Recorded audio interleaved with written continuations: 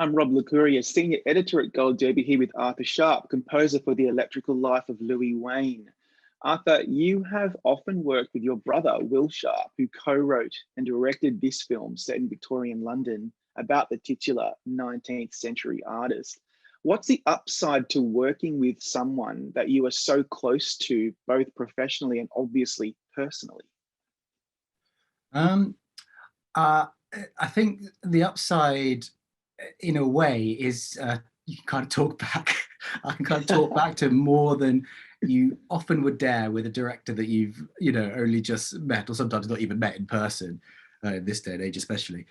Not in a sort of, upstart, you don't know your place kind of way, but it just, there is already a natural dialogue between the two of you, so you can say, is this the right thing, or are you 100% sure about that, or do you mean that, and so on. And you're not worried about angering them or frustrating them or getting fired or whatever it might be.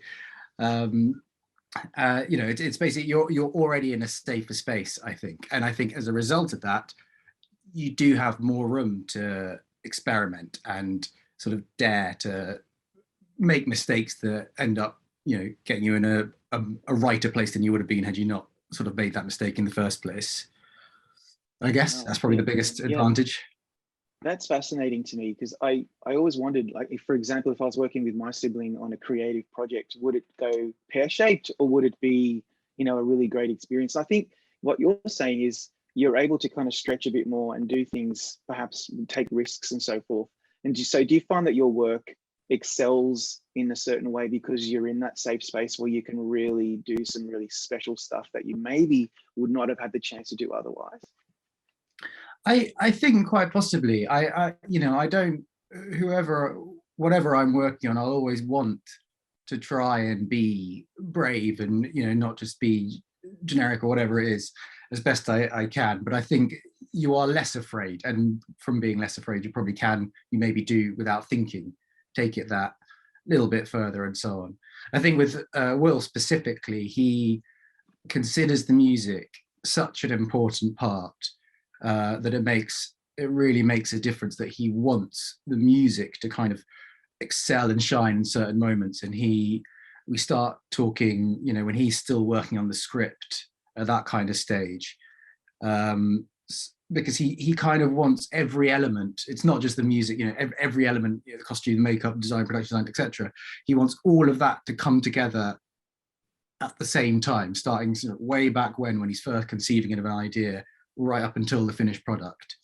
So I think in that way, that it is definitely the importance he puts on it really helps me, and as it would any composer, I'm sure. Yeah, absolutely.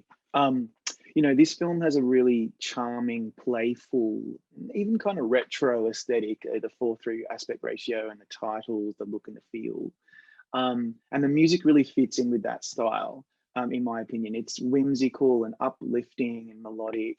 So was that the intention? What was your primary brief when you started working on the score?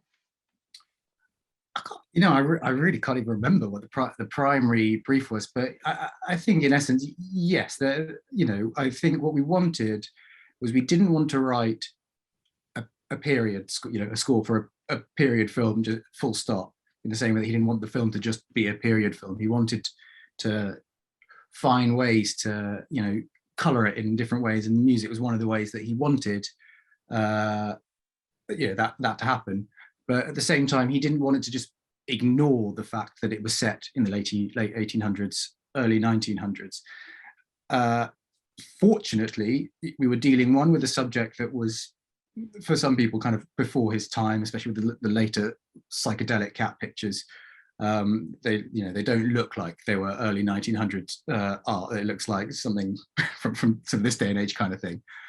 And also the theme of electricity being such a big thing in the film and in Louis's mind.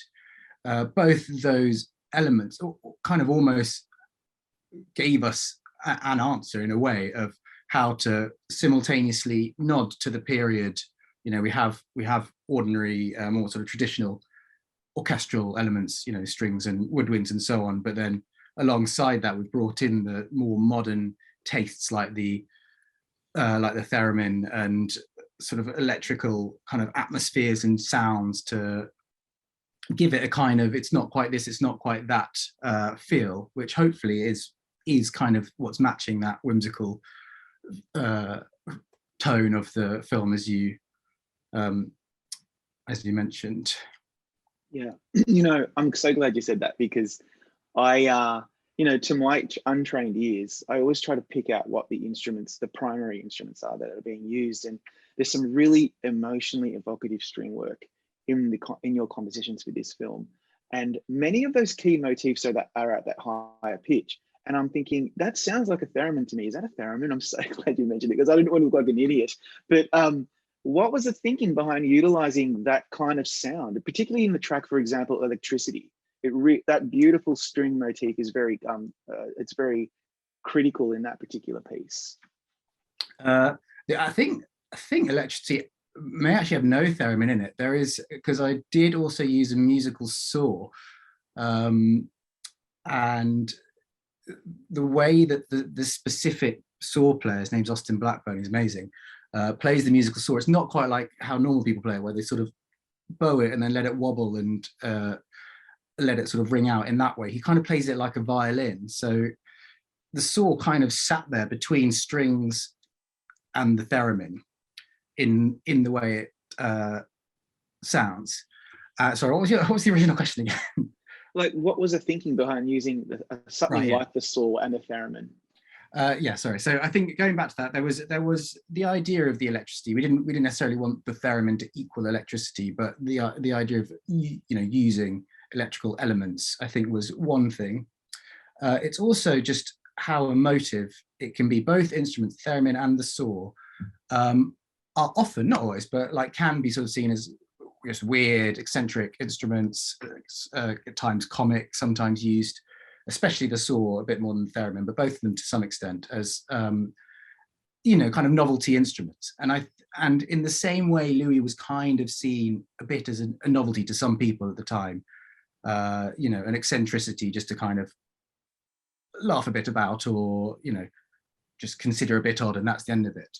And I think the film sort of wants to show the really human side of Louis, the sweet side, the side that cared, the side that loved, the side that tried to sort of bring joy to the world. And I think similarly was kind of a challenge where we wanted, Will and I, to make the theremin, to make the musical saw, discover how emotive both those instruments can be. The theremin can sound so beautiful and emotive, and it's so often used to mean sci-fi or space and so on. There's nothing wrong with that, obviously. But I think we wanted to really explore what these instruments could do on a really human and emotional level, and see bring out the sweet side of them, I guess, in the same way that hopefully the film does with Louis. Yeah, absolutely. The theremin sound and that high pitched sound can often be utilized so that it's kind of like strange or otherworldly, as you say. But in this film, it actually it's a very effective way to kind of, without sounding cliche, tug on the heartstrings. It's a horrible thing to say, but it absolutely does that for this film. And what I love the most is that towards the end of the film becomes more poignant and melancholy, obviously, as Louis Wain ages. And then the ending, without spoiling it, it's humming in this electrical color. It's just a beautiful way for the film to end. And your music is critical to that emotional kind of payoff. I'm just wondering if you could talk us through the more the more melancholy and poignant side of the score. I think, thank you, first of all, that's really complimentary. I think I naturally write things that are quite melancholy. And so often, even when I think I'm writing something happy, sometimes people say, okay, can you write something happy? And I'm like, this is really happy. And so that's really, really sad. Are you okay? Kind of thing.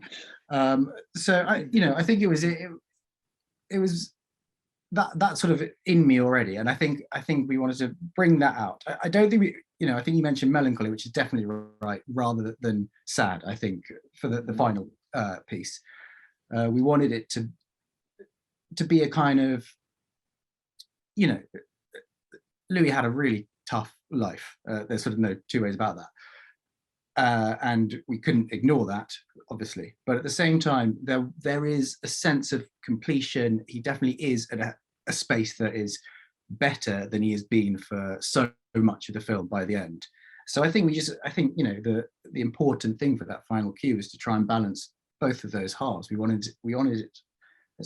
He's basically looking back on his entire life, and that involves all the amazing moments as well as the, really terrible and the really sad moments. And I think that's what was really important with that final cue to really try and bring out. So yeah, I think Melancholy, but hopefully not. Yeah, Melancholy, but hopefully not depressing. Yeah, that's a very fine line. But thank you so much for joining us today. We're going to bring you back for our group panel chat shortly. Thank you very much.